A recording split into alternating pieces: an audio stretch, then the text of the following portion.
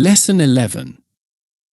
The care mechanism. Why helping and caring can heal depression. Caring for others is neither a moral obligation nor a form of altruistic heroism. It is a primary psychological mechanism, deeply rooted in biology and in the structure of human relationships. Human beings not only need care, they also need to give it. In a healthy psyche, these two directions remain in balance. In depression, this balance is disrupted, the capacity to feel meaning, connection, and agency fades, even though the underlying mechanisms themselves still exist. Depression is not limited to sadness or low mood. It is a state in which contact with other people becomes excessively burdensome, because social relationships require wearing masks, emotional control, role maintenance, meeting expectations, and constant reference to future consequences. For a person with depression, this effort can be more exhausting than loneliness itself. As a result, many relationships begin to fall apart, not due to a lack of need for closeness, but due to a lack of strength to sustain it. There are, however, relationships in which masks are no longer necessary.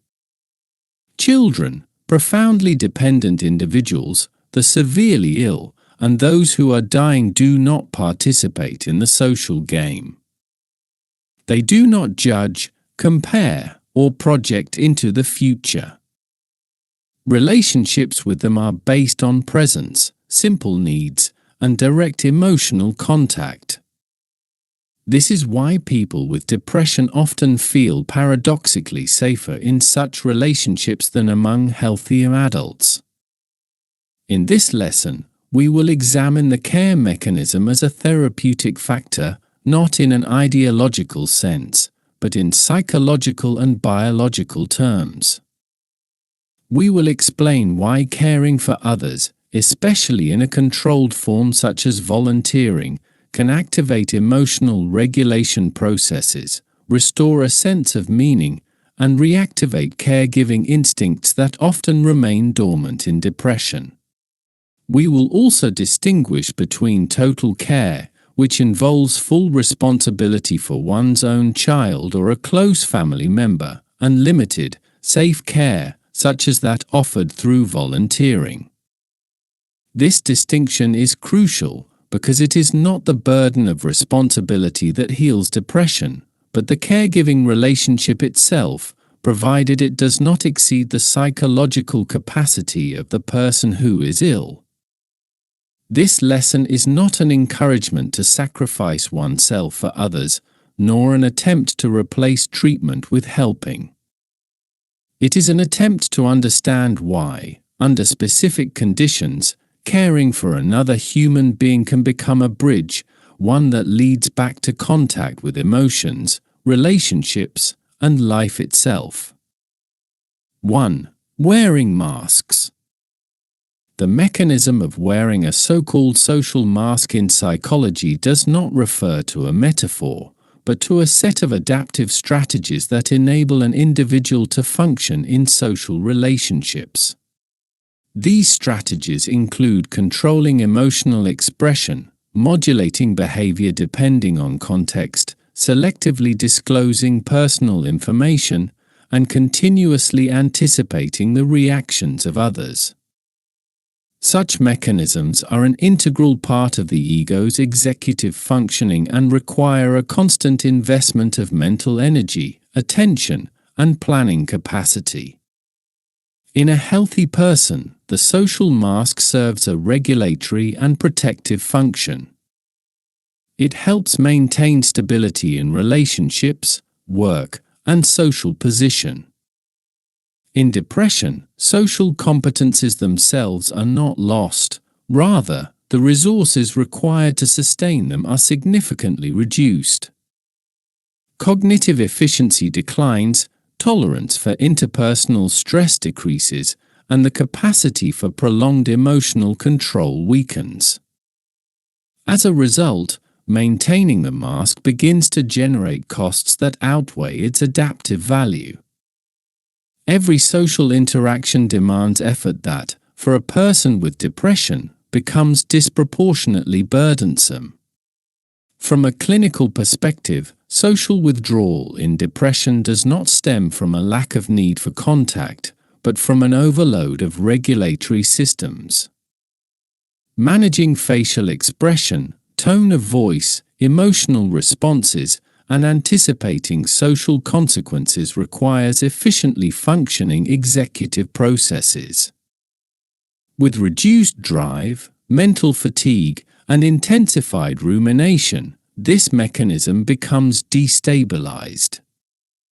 Wearing the mask ceases to be possible, not for volitional reasons, but for functional ones. Children do not use social masks because their executive regulatory systems are not yet fully developed. The prefrontal cortex, responsible for impulse inhibition, planning, and behavioral control, matures gradually over many years. In practice, this means that children do not consciously manage their image, do not modulate emotional expression with regard to long-term social consequences, and react primarily to immediate stimuli and their current emotional state. A relationship with a child is based on simple signals and direct reactivity, rather than on complex interpersonal strategies. For a person with depression, contact with a child significantly lowers the cognitive cost of a relationship. There is no need for constant self-monitoring or for adjusting expression to adult social expectations. Interaction becomes structurally simpler, which, under conditions of reduced psychological resources, has an important regulatory effect. A similar mechanism can be observed in people receiving palliative care. As the long-term perspective fades, there is a gradual withdrawal from costly adaptive strategies. Managing one's image, maintaining social roles, and investing in instrumental relationships lose their adaptive value. From a clinical standpoint, this is not an act of deliberate honesty or philosophical reflection, but a rational abandonment of behavioral regulation that no longer yields functional benefits. A person in a palliative state focuses on regulating immediate physical and emotional discomfort, rather than sustaining social narratives. In a relationship with such a person, the need to anticipate future consequences, judgments, or expectations disappears. For a person with depression, this means contact with a low regulatory cost, in which constant self-management is no longer required. From a therapeutic perspective, what matters is not that children and dying individuals are perceived as authentic, but that relationships with them do not require the active use of masking mechanisms.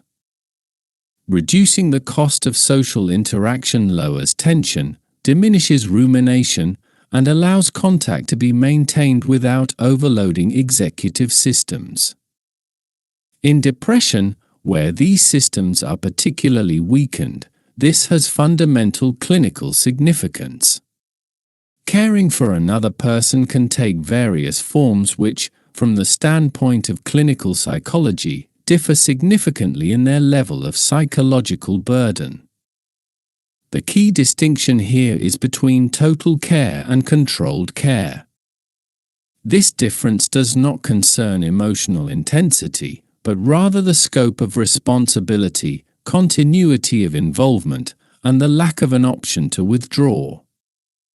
Total care occurs in situations where an individual assumes full responsibility for another person's functioning.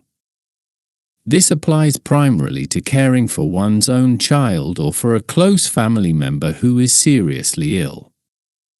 In such relationships, responsibility is long-term and encompasses emotional, legal, financial, and organizational domains, while the possibility of interrupting care is limited or non-existent. The caregiver remains in a constant state of readiness, and their life becomes subordinated to the needs of the dependent person. From the perspective of depression, total care often exceeds the regulatory capacities of the person who is ill. Depression involves reduced drive, decreased stress tolerance, and a limited ability to sustain prolonged psychological effort. Under these conditions, constant responsibility and the lack of opportunities for recovery lead to overload, guilt, and a worsening of symptoms. The problem is not the caregiving relationship itself, but its uninterrupted and irreversible nature. Controlled care, characteristic of volunteering, is fundamentally different. The scope of responsibility is limited in time and structure. The volunteer does not bear full responsibility for the life, health, or future of the person being cared for. They operate within an institution or program that assumes the main decision-making and organizational burden. There are clearly defined boundaries of involvement and the possibility of withdrawal without existential consequences. From a clinical standpoint, this limited form of care has significant therapeutic value.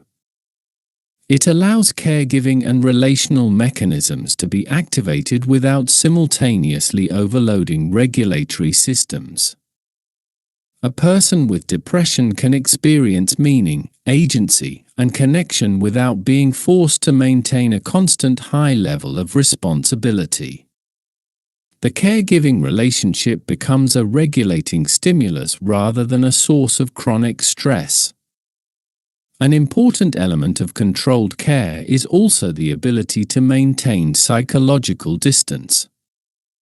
The volunteer remains emotionally engaged but does not enter a symbiotic relationship.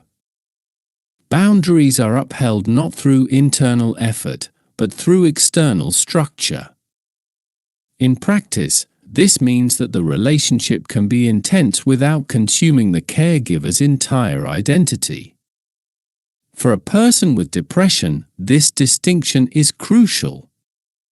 Total care requires a level of stability that the illness often does not allow. Controlled care enables a gradual activation of relational mechanisms without the risk of overload. It does not replace treatment, but it creates conditions in which contact with others ceases to be destructive and begins to serve a regulatory function. In the next section, we can move on to discussing how the caregiving relationship influences emotional regulation and why activating caregiving instincts has particular therapeutic significance in depression. 2. Controlled care versus total care. Caring for another person can take various forms which, from the perspective of clinical psychology, differ significantly in their level of psychological burden. The key distinction here is between total care and controlled care. This difference does not concern the intensity of emotions, but rather the scope of responsibility, the continuity of involvement, and the lack of an option to withdraw. Total care occurs in situations where an individual assumes full responsibility for another person's functioning. This applies primarily to caring for one's own child or for a close family member who is seriously ill. In such relationships, responsibility is long-term and encompasses emotional, legal, financial, and organizational domains, while the possibility of interrupting care is limited or non-existent. The caregiver remains in a constant state of readiness, and their life becomes subordinated to the needs of the dependent person. From the perspective of depression, total care usually exceeds the regulatory capacities of the person who is ill. Depression is associated with reduced drive, lowered stress tolerance, and a limited ability to sustain prolonged psychological effort. Under these conditions, constant responsibility, and the lack of opportunities for recovery lead to overload, guilt, and a worsening of symptoms. The problem is not the caregiving relationship itself, but its uninterrupted and irreversible nature. Controlled care, characteristic of volunteering, is fundamentally different. The scope of responsibility is limited in time and structure. The volunteer does not bear full responsibility for the life, health, or future of the person being cared for. They operate within an institution or program that assumes the main decision-making and organizational burden. There are clearly defined boundaries of involvement and the possibility of withdrawal without existential consequences. From a clinical standpoint, this limited form of care has significant therapeutic value.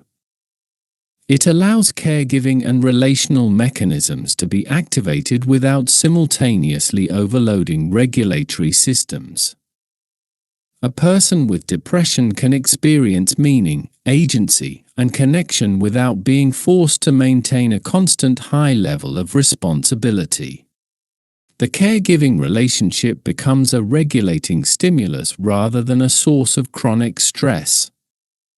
An important element of controlled care is also the ability to maintain psychological distance. The volunteer remains emotionally engaged but does not enter a symbiotic relationship. Boundaries are upheld not through internal effort, but through external structure. In practice, this means that the relationship can be intense without consuming the caregiver's entire identity. For a person with depression, this distinction is crucial. Total care requires a level of stability that the illness often does not allow. Controlled care enables a gradual activation of relational mechanisms without the risk of overload. It does not replace treatment, but it creates conditions in which contact with others ceases to be destructive and begins to serve a regulatory function.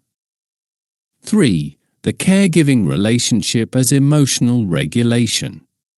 The caregiving relationship influences emotional regulation through mechanisms that are well described in psychology, though rarely linked directly to depression.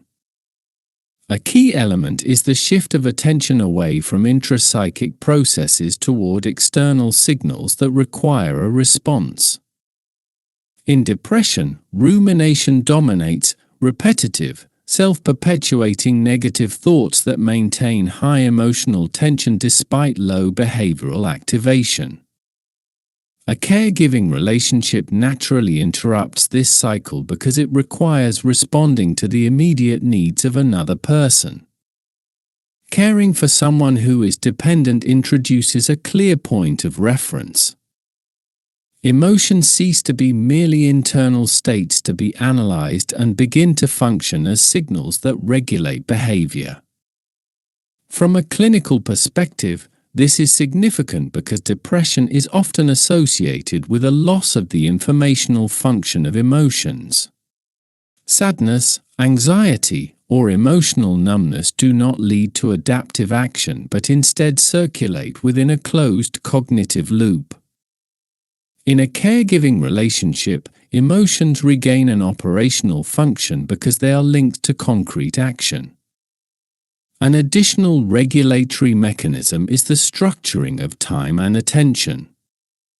Caring for another person imposes a rhythm, even if it is limited to a few hours per week. The regularity of contact, repetition of activities, and predictability of needs reduce cognitive chaos, which in depression often accompanies a sense of loss of control. This is not a motivational effect, but the result of reducing the number of decisions the person must make. The caregiving relationship also works through modulation of emotional arousal. Contact with a dependent person rarely generates the extreme emotional states characteristic of romantic or professional relationships. Instead, it produces moderate, stable arousal, which supports regulation of the nervous system. Clinically, this matters because depression often coexists with dysregulation of the stress axis, and relationships low in conflict and competition facilitate its stabilization. Another important aspect is that the caregiving relationship does not require reciprocity on equal terms.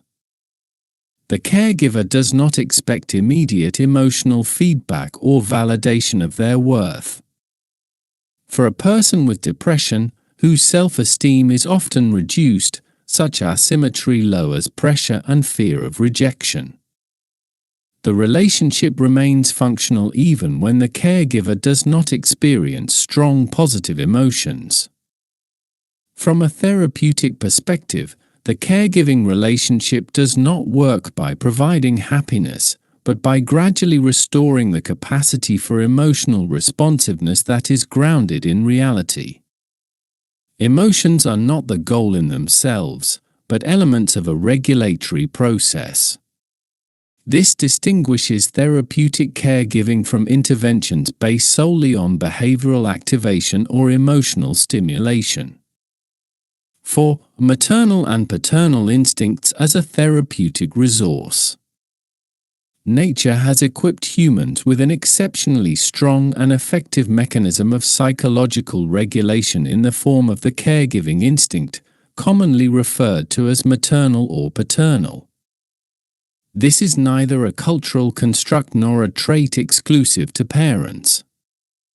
It is a primary biological mechanism whose function is to direct attention away from one's own internal processes toward a being that requires care, protection, and presence. From the perspective of depression, this mechanism is of fundamental therapeutic importance. Depression is a state in which attention becomes pathologically narrowed and turned inward. Thoughts, emotions, and interpretations circulate within a closed loop, sustaining a sense of meaninglessness, helplessness, and isolation. The caregiving instinct operates in precisely the opposite direction. It automatically shifts the center of gravity of attention outward, toward the real needs of another being, needs that are concrete, time-limited, and possible to meet. The mind stops revolving around itself because it becomes occupied with responding. Activation of the caregiving instinct does not require prior motivation, belief in meaning, or improvement in mood. It is a mechanism that is triggered through action rather than reflection. Presence, repeated contact, and an element of responsibility for someone weaker are sufficient. In practice, this means that a person with depression does not need to feel better first in order to begin functioning. Functioning initiates the healing process, not the other way around. Maternal and paternal instincts also organize emotional structure. Instead of chaotic, diffuse emotional states, directed emotions emerge: care, vigilance, interest, engagement. These emotions are neither euphoric nor intense, but stable and grounded in reality. This is precisely the kind of emotional experience that allows reconnection with life without the risk of overload. Crucially, the caregiving instinct operates independently of self-esteem. It does not require a belief in one's own worth or competence. The ability to respond is enough. For a person with depression, this is vital, as it bypasses one of the core blocking mechanisms of the illness, the conviction of one's own inadequacy. Care does not ask whether you are good enough. It only asks whether you are present. For this reason, activating and strengthening caregiving instincts is not an adjunct to therapy, but one of the most natural ways of leading the mind out of self-absorption. Nature offers this tool directly, without the need for complex techniques or prolonged analysis. What is required is the creation of conditions in which this instinct can activate and operate, and caregiving-oriented volunteering is one of the simplest and most accessible ways to do so. In depression, caregiving mechanisms often remain inactive or only weakly accessible. This is not due to their disappearance, but to the dominance of intrapsychic processes such as rumination, anhedonia, and reduced drive. The psychological system of the person who is ill focuses on regulating its own suffering, which limits access to outward-directed mechanisms. Activating caregiving instincts shifts the center of functioning from self-referential to relational. From a clinical perspective, activating caregiving instincts has therapeutic value because it introduces a clear and comprehensible direction of action. The needs of another person are concrete, time-limited, and possible to meet. For a person with depression, this means moving out of an abstract sense of meaninglessness into a domain of actions that have immediate and observable effects. The goal is not a sense of success, but the recovery of the capacity to respond. Caregiving instincts also influence emotional structure. Activity directed toward protecting and supporting a dependent being promotes emotions of moderate intensity, such as care, interest, and vigilance. These emotions differ qualitatively from the intense relational emotions found in romantic partnerships. They are less conflictual and less cognitively demanding, which is important under conditions of reduced psychological resources. An important aspect is also the fact that caregiving instincts do not require high self-esteem. The caregiver does not need to perceive themselves as valuable or competent in a general sense. It is sufficient to be adequately present and to respond appropriately to current needs. Clinically, this lowers the threshold for entering relationships and reduces avoidance driven by feelings of inadequacy. Activating caregiving instincts within the framework of volunteering differs fundamentally from their activation in family relationships. The absence of full long-term responsibility and the presence of an external structure allow these mechanisms to be used without overload. In practice, this means that a person with depression can experience the benefits of caregiving without being forced to reorganize their entire life around this role. 5. Being needed as an element of mood regulation. One of the key, yet often insufficiently appreciated, factors in the development of depression is the loss of a sense of being needed. Clinically, this is particularly evident in late-life depression, which very often emerges after retirement. The loss of work then signifies not only a change in daily routine or a reduction in activity, but above all the disappearance of a social role that for decades structured identity, relationships, and a sense of meaning. The human nervous system is deeply intertwined with the fulfillment of socially useful functions. Work, care, responsibility, and task orientation provide constant regulatory stimuli that stabilize emotional and cognitive functioning. When these stimuli suddenly disappear, neuronal systems responsible for motivation, reward, and emotional regulation become disorganized. The mind loses its external point of reference, and psychological activity begins to focus on personal ailments, which promotes the development of depression. The feeling of being unnecessary is not merely a subjective emotional experience. It has real neurobiological consequences. The absence of tasks and social feedback leads to reduced activity of the reward system, lower levels of endorphins and dopamine, and increased vulnerability to stress. In this state, Even minor life difficulties can provoke disproportionately strong emotional reactions. Caring for others acts as a regulatory mechanism in this context because it restores a sense of usefulness and agency. Unlike abstract therapeutic goals, the needs of a dependent person are concrete, immediate, and unambiguous. The caregiver's response produces an immediate effect that is visible and tangible. This pattern of action activates the reward system in a natural and stable way. From a neurobiological perspective, caregiving relationships promote increased endorphin levels, which are associated both with successfully completed tasks and with positive social responses. A simple signal of gratitude, a smile, the calming of a dependent person, or an improvement in their comfort becomes a regulating reinforcement that stabilizes mood and reduces tension. This is neither a euphoric nor a short-lived effect, but a moderate and repeatable one, which makes it particularly beneficial in the treatment of depression. Importantly, the sense of being needed does not require high self-esteem or a belief in one's own uniqueness. A real function in someone else's life is sufficient. For people with depression, whose sense of self-worth is often deeply impaired, this mechanism bypasses the main barrier of the illness.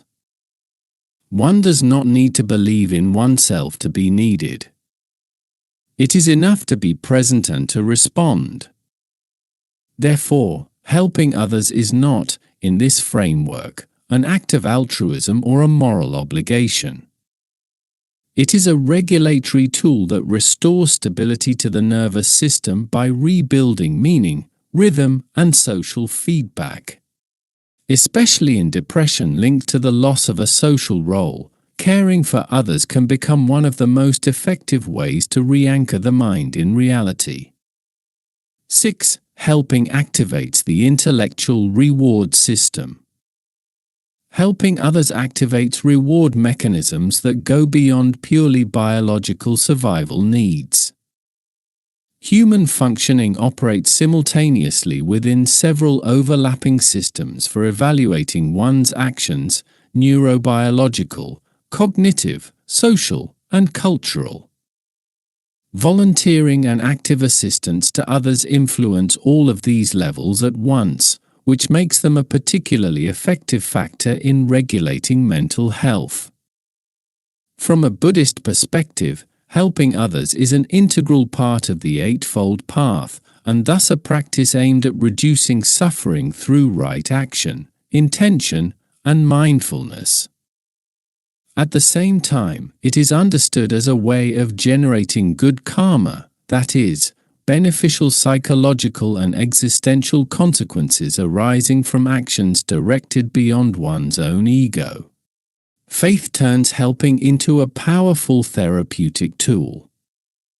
An act of charity is interpreted as a reduction of negative karma and the generation of positive karma. Regardless of any gratitude expressed by the recipient, the intellectual interpretation of helping within a framework of belief produces an exclusively positive effect. This effect is part of the practice of emerging from suffering. In this view, reward is neither one-time nor external. It consists in the gradual ordering of the mind and the reduction of negative emotional states. Helping is therefore not a moral injunction but a practical tool of psychological regulation. Alongside this operates the biological reward system.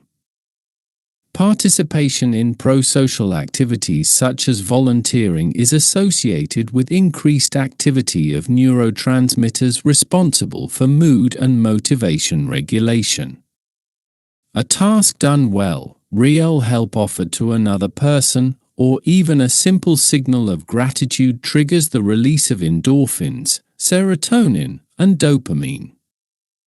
This effect is not a form of artificial stimulation, as with psychoactive substances, but is consistent with the natural architecture of the nervous system. The organism rewards behaviors that strengthen social cohesion and increase the group's chances of survival. Transferring the reward system to the intellectual layer, namely, a system of beliefs, makes this effect less dependent on third parties, thereby increasing the effectiveness and reliability of helping as a method. The cognitive level also plays an important role. Humans possess an internal system for evaluating their own actions, which constantly interprets whether those actions are useful, valuable, and meaningful. Volunteering is almost always coded positively within this system. Even the very decision to help, and often merely declaring that decision, changes how a person perceives themselves. A person with depression ceases to be defined solely as ill or incapable and begins to function within a new cognitive narrative as someone active, engaged, and socially needed.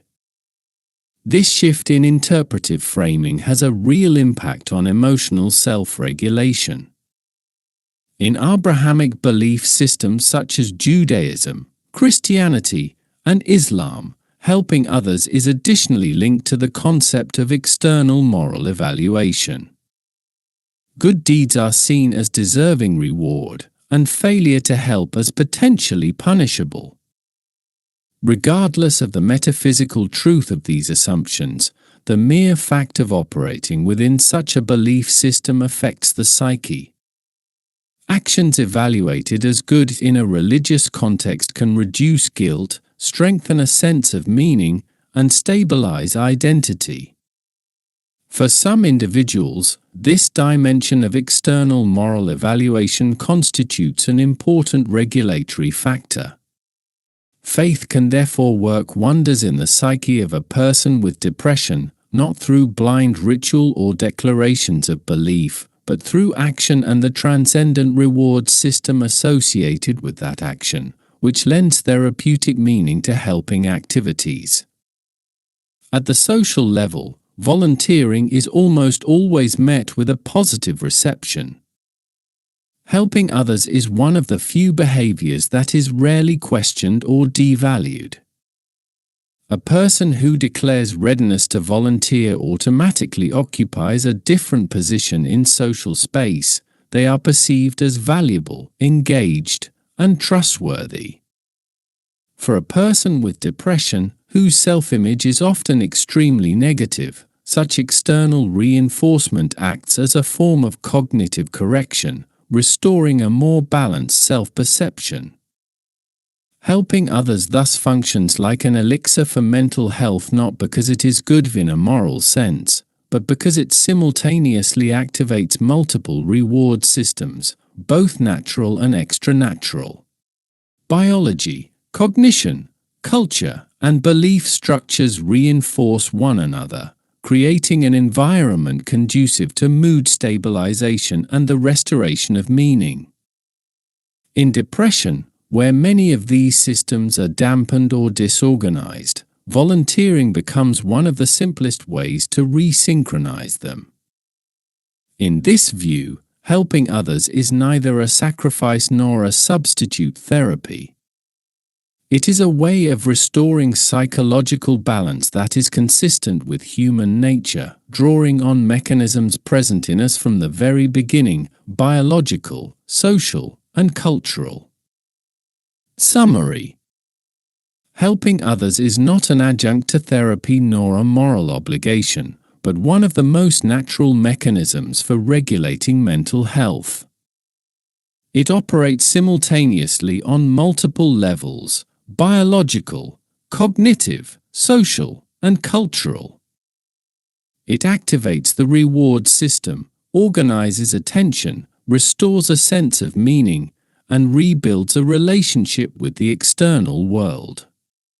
Unlike approaches based solely on introspection, it directs psychic energy outward, interrupting the closed loop of rumination characteristic of depression. Caregiving relationships and volunteering allow maternal and paternal instincts to be activated without the burden of excessive responsibility. They make it possible to experience being needed, which stabilizes the nervous system and restores a natural emotional rhythm. The feeling of usefulness here does not arise from self-esteem or beliefs about one's own worth, but from a real impact on another person's life. This is why the mechanism works even when self-belief is deeply weakened. Helping is also strongly reinforced by extranatural reward systems. In spiritual traditions, cultural structures, and social contexts, volunteering is almost universally evaluated positively. This changes how a person with depression perceives themselves and how they are perceived by others. Even the decision to engage in helping shifts identity from the role of a sick person to that of an active and agentic individual. In this sense, volunteering is not a substitute therapy nor a heroic sacrifice. It is a way of restoring psychological balance that is aligned with humanity's primordial nature through action, relationship, and meaning. This lesson provides a foundation for further, more practical reflections on how specific forms of help and care can be used as conscious tools of recovery in depression.